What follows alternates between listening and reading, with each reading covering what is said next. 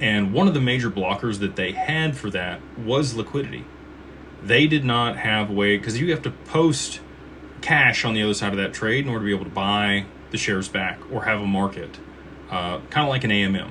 So in an AMM, your order is going to execute, right? Normally there needs to be a buy and sell on both sides of the transaction. If the market maker themselves will buy or sell whatever they need to you when you execute a trade, it's much more efficient.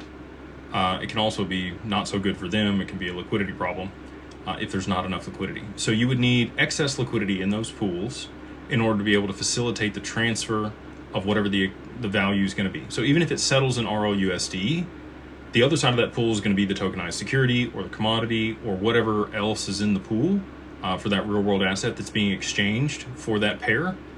And you need liquidity to be able to bridge that and exchange those two values.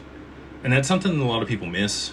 You know, that I don't want to say people don't understand markets, but, and I try to do this. I try to oversimplify things. Like just like you said, explain it to you like you're four.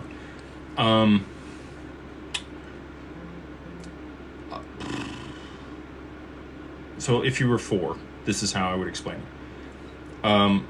If you tried to push your sailboat across a pool with no water in it to the other person, and they pushed you their sailboat, you guys exchanged those sailboats, and there's no water in the pool, can you push your sailboat across the pool? Can it get to them?